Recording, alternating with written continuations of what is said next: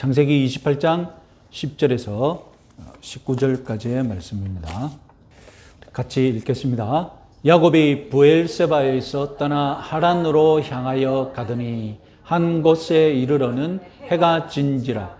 거기서 유숙하려고 그곳에 한 돌을 가져다가 베개로 삼고 거기 누워 자더니 꿈에 본즉 사닥다리가 땅 위에 서 있는데 그 꼭대기가 하늘에 닿았고 또 본즉 하나님의 사자들이 그 위에서 오르락 내리락 하고 또 본즉 하나님께서 그 위에 서서 이르되 나는 여호와니 너의 조부 아브라함의 하나님이요 이삭의 하나님이라. 내가 누워있는 땅을 내가 너와 내 자손에게 주리니 내 자손이 땅에 티끌같이 되어 내가 서쪽과 동쪽과 북쪽과 남쪽으로 퍼져나갈지며 땅의 모든 족속이 너와 내 자손으로 말미암아 복을 받으리라. 내가 너와 함께 있어 네가 어디로 가든지 너를 지키며 너를 이끌어 땅으로 돌아오게 할지라. 내가 내게 허락한 것을 다 이루기까지 너를 떠나지 아니하리라 하신지라. 야곱이 잠이 깨어 이르되 여호와께서 과연 여기 계시거늘 내가 알지 못하였도다. 이에 두려워하여 이르되 두렵도다. 이곳이요 이것은 다름 아닌 하나님의 집이요 이는 하늘의 문이로다 하고 야곱이 아침에 일찍이 일어나 베개로 삼았던 돌을 가져다가 기둥으로 세우고 그 위에 기름을 붓고 그곳 이름을 베델이라 하였더라. 이 성의 옛 이름은 루스더라. 아멘. 예, 우리는 2주 전에 꿈속에서 등장한 사닥다리가 구체적으로 무엇을 상징하는지 알아보았습니다. 자, 사닥다리는 계단으로 번역되어야 한다는 것 말씀드렸죠. 사닥다리 계단은 15절의 약속을 동영상으로 만든 겁니다. 15절 약속, 내가 너와 함께 있어 네가 어디로 가든지 너를 지키며 너를 이끌어 이 땅으로 돌아오게 할지라. 이 15절의 약속은 구약의 임마누엘 약속이라고 말씀드렸습니다. 특히 하나님이 떠나지 않겠다 이렇게 약속한 대상은 창세기에서 야곱이 유일합니다. 이런 동행 동거의 약속을 동영상으로 만든 것이 사닥다리 계단 환상이며 사닥다리 계단 환상을 언어로 풀어 설명한 것이 15절 구약의 임마누엘 약속입니다. 야곱에게 사닥다리는 하나님과 자신이 연결되었다는 것을 의미하죠.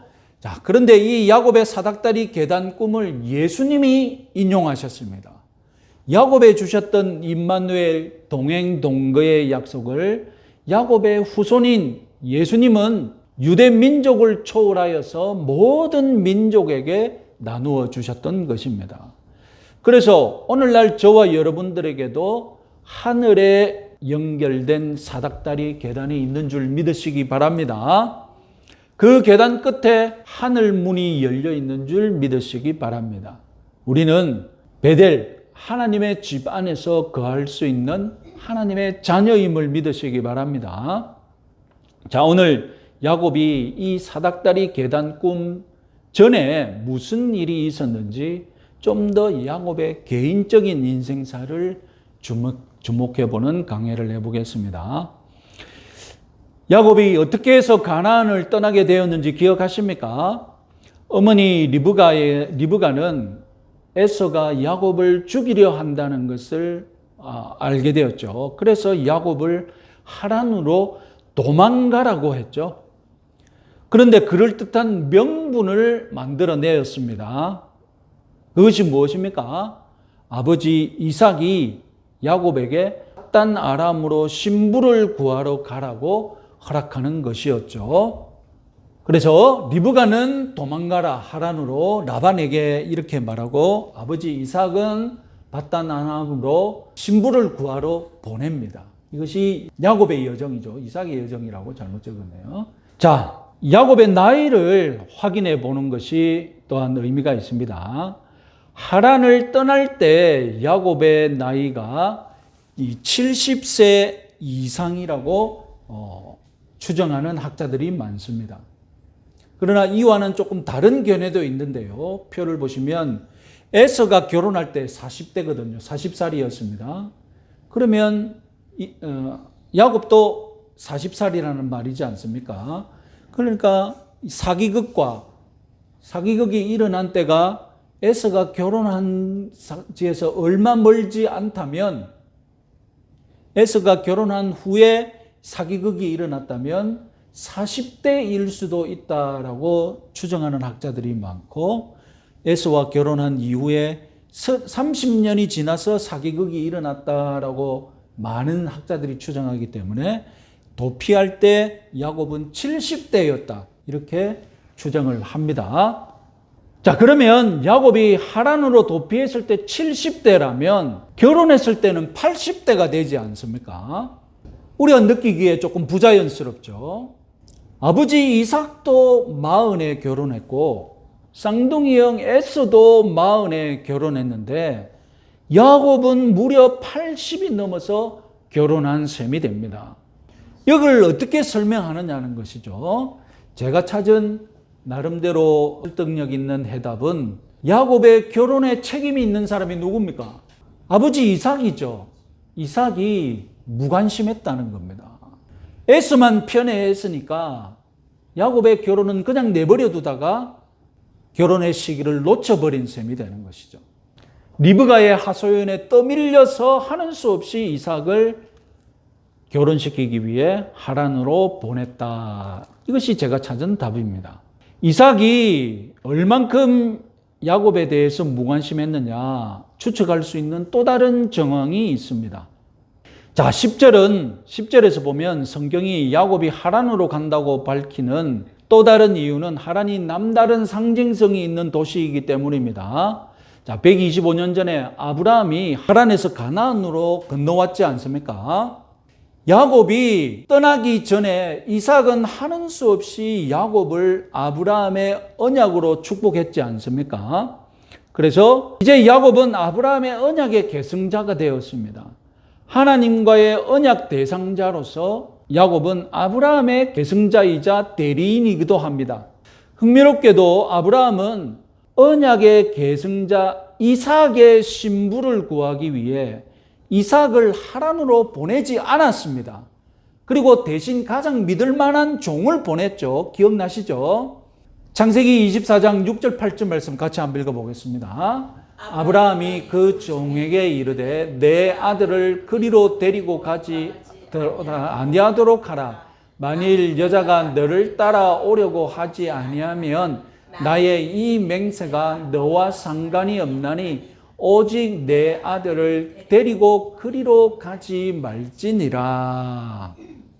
무슨 일이 있었다 할지라도 결코 이삭을 하란으로 데리고 가지 마라. 이렇게 아브라함은 종에게 신신당부했습니다. 아브라함은 하란에서 가나안으로 건너왔는데 자기의 계승자, 자기의 후손이 다시 하란으로 가는 일이 없도록 한 것입니다. 자기가 이주한 역사를 지워버리는 꼴이 될 수 있기 때문입니다. 또 고된 장기간으로 여행하는 것이 위험했기 때문에 무슨 일이 있을 줄 모르기 때문에 무조건 이삭은 가나안에 머물러야 한다고 생각한 것입니다. 그런데 이제 이삭은 아들을 생각할 때 자기의 계승자 야곱을 생각할 때에 아브라함이 자기 이삭에게 보여준 모범을 따르지 않습니다. 아브라함은 자기를 하란으로 보내지 않았는데 이삭은 야곱을 하란으로 보낸다는 겁니다. 아브라함이 걱정했던 일을 이삭이 저지른다니 여러분 조금 이상하지 않습니까? 이삭의 무관심은 야곱이 가나안을 떠날 때에 여행단이 없는 것처럼 보인다는 점에서 또 드러납니다.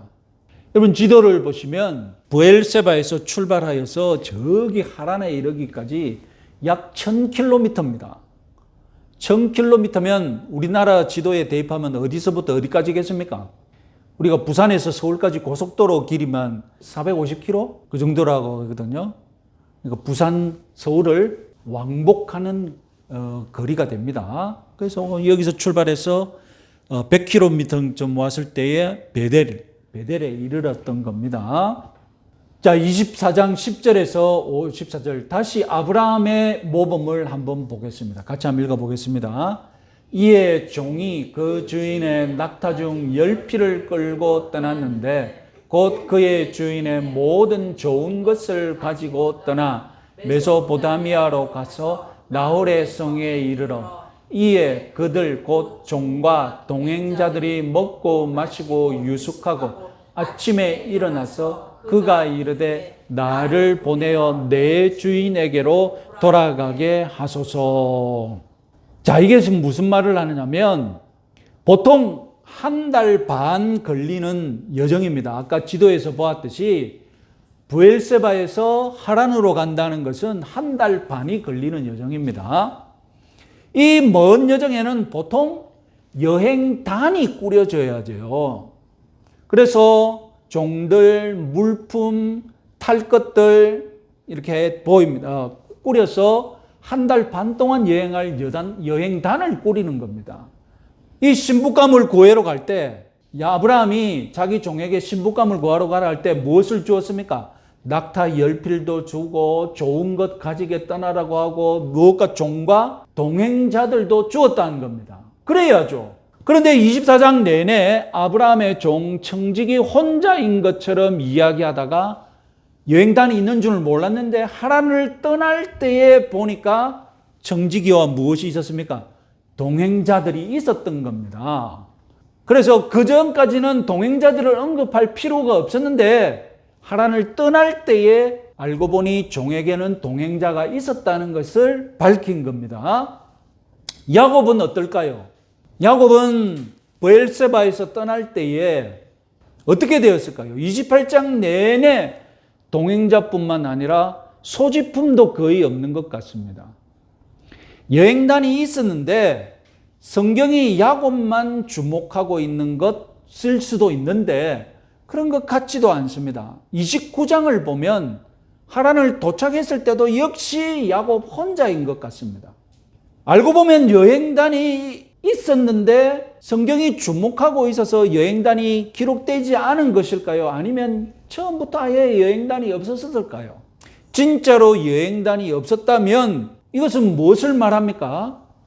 이삭이 야곱을 하란으로 보내는 것은 허락했지만 적극적으로 후원하지는 않았다는 뜻입니다.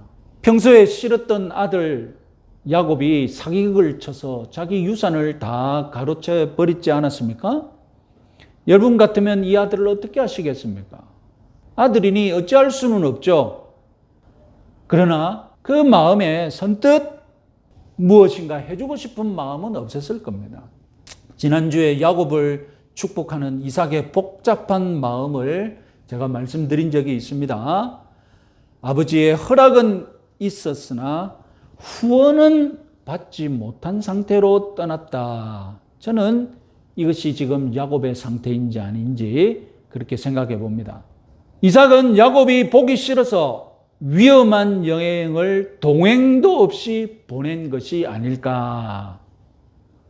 이것이 제 추측입니다. 어쨌든 20년이나 지난 후 야곱은 살아 돌아왔고 그리고 야곱이 돌아온 지 20년 후에 이삭은 죽게 됩니다. 야곱은 에서에게는 사과하고 화해했다는 것을 우리가 발견할 수 있습니다. 그럼 야곱은 아버지 이삭에게는 사과하고 화해했을까요? 그 장면이 없습니다, 성경에. 자기가 갈 때도 아버지가 후원하지 않았다면 죽든 말든 네 알아서 혼자 가라 이런 식으로 보냈다면 그 앙금이 돌아와서도 풀렸을까요? 어쩐지는 모르겠습니다. 자, 하여튼 이런 여정 중에 있는 야곱의 마음은 어떨까요? 고대 세계에서 개인의 안전은 대가족 안에 있을 때에 보장되었습니다. 오늘날 우리가 당연히 누리는 치안, 사회복지 시스템, 여러분 100년 전만 가도 없었죠? 그러면 1000년 전에는 어떻겠습니까? 2000년 전에는 어떻겠습니까? 치안과 복지 시스템 누가 다 감당하고 있습니까? 대가족이 모여 있어서 대가족 안에 살 때 치안도 확보되고 복지도 확보되는 거예요. 대가족을 떠난다는 것은 무엇을 말합니까? 치안도 나에게 없고 복지도 나에게 없다는 뜻입니다. 그래서 되도록 많은 가족이 대가족으로 뭉쳐서 살수록 더 유리한 것입니다. 죽이지는 못하겠고 그러면 다음에 최고의 형벌이 뭐겠습니까? 생각해 보십시오. 죽이지는 못하겠고 쫓아내는 거예요. 너는 더 이상 우리 가족에서 살 자격이 없다고 쫓아내는 거예요. 그러면 그 쫓김을 쫓아내버린 그 가족 구성원은 며칠 못 가서 죽을 확률이 높아지는 겁니다. 굶주려 죽든지 강도당해 죽든지 내 손은 죽이지 못하겠지만 죽을 형벌에 처하는 가장 좋은 방법은 뭡니까? 우리 가족 안에서 쫓아내버리는 겁니다. 그런 시대에 야곱은 지금 태어나서 쭉 살아왔던 대가족에서 도피하고 있습니다. 대가족에서 떨어져 나왔습니다. 여러분 그 심정을 이해하겠습니까? 이런 고대의 실정을 공감한 채로 우리는 28장을 읽어야 합니다.